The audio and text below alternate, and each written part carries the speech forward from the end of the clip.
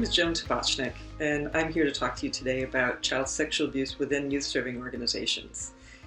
As you probably know, that there's a tremendous amount of information about this in the news today, and basically what I want to say is really for good reason. Right now there are 45 million boys and girls who participate in youth sports. That's 60% of our youth, and 25% of our youth participate in some form of after-school program.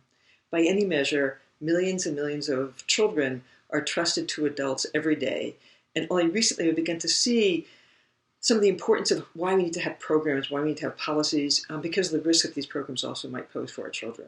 And cases like what happened at Penn State with Jerry Sandusky, or what happened more recently in terms of Larry Nassar in Olympic sports, really brings those risks into the forefront of our conversations, and unfortunately also stokes our fears.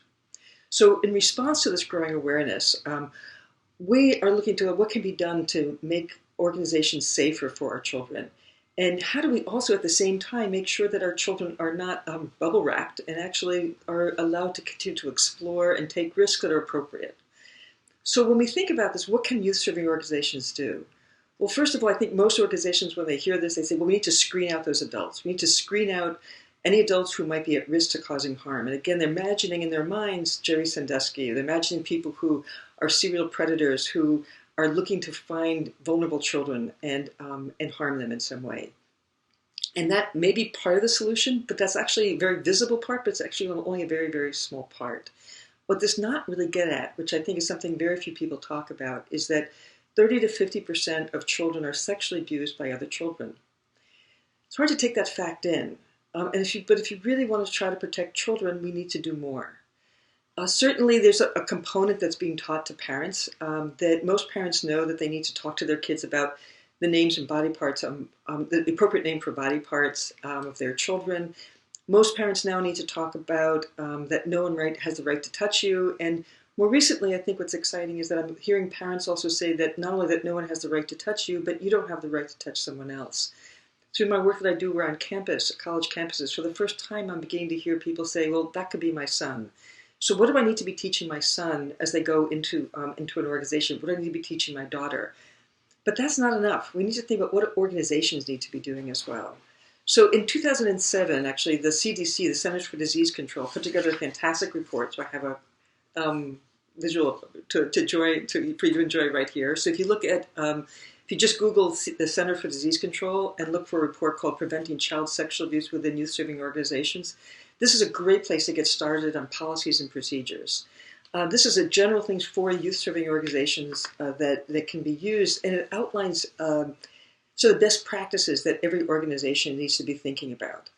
And I would say if you're an organization, you would say, do I have these in place? If you're a parent, you could say to the organizations that you're sending your children, do they have these in place? And challenge organizations to put these six different components into place. So the first one is one that I think most organizations do think about, which is how do you screen employees and volunteers? And there's certainly more that can be done about this, and there's a great detail about this in this report.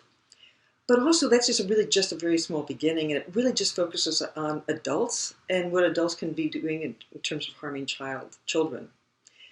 But there's also a lot in terms of what are the guidelines that can be provided, and this is usually called a code of conduct. But not just for how adults interact with children, but also how children interact with each other, or how teens interact with younger children, or how teens interact with other kids. So the kid-to-kid kind of abuse that may occur. And there's actually what we use as a frame often is that there's a continuum of behaviors that we need to be thinking about. So not just talk about what's healthy and then what's abusive, but actually all human behavior falls along a continuum. So talk about what's healthy, what's age appropriate. Maybe talk about what's maybe age inappropriate. Talk about what is concerning. Talk about what's maybe harassment, and then talk about what's abuse. Which are thinking about this whole continuum of behaviors. We need to be talking about in every element here. We need to talk about certainly what's abusive, and when you do that, you become what's called askable. You become someone you can talk to about this. But you also need to be talking about what's harassing. You also need to be talking about what's age inappropriate, and also talk about what's healthy. And if we can talk about what's healthy, then we can talk about we can start to begin to raise those information in a way that allows people to sort of say this is an okay topic, so that when something is concerning, then you can also bring that up as well. And often when I give workshops, I talk about what is green light behaviors, what are yellow light behaviors, and what are yellow light and what's red light behaviors. So we can talk about that whole continuum in a way that people can really grasp and understand. So when you think about training, certainly think about training your staff, but also think about training parents, but also think about training your youth. So that when you talk about these behaviors, you talk about these continuum, you talk about what's age appropriate, when you talk about the conduct, you're talking about it for all of this whole continuum, but you're also talking about it for the adults involved, to the parents involved, and also the children and the youth that are involved. Then when you talk about supervising and monitoring, which is also another component that the CDC report recommends, that you're not just thinking about how to supervise and monitor your staff, you're also thinking about how to supervise and monitor the behaviors of the kids that are involved in your program. So again, you think if you see a child which is pushing the envelope around what the code of conduct, that's the perfect time to actually have that conversation. Don't wait for that child to step over that and actually abuse somebody, but talk to them when you're seeing them push the envelope. You want to explore that tension between, you want to be able to start talking about that tension that happens between giving the kids that chance to explore and making sure that they're exploring safely. One of the components of the programs that's readily available for those kinds of conversations are actually programs that are designed for bystander intervention. And you may want to think about introducing that for your youth-to-youth conversations so that children are beginning to realize that it's not just responsible for their own behaviors, but they want to be responsible in thinking about their friends' behaviors, the kids that they also know about, and how to actually have those conversations between kids to kids. So kids are watching out for other kids. That probably actually sticks with the values that you have within your youth serving organization. And you also need to think about how to respond. How do you respond not just for the abuse, which are the red light behaviors, but how do you respond to those yellow light behaviors? And how do you make sure that you affirm and respond to those green light behaviors as well?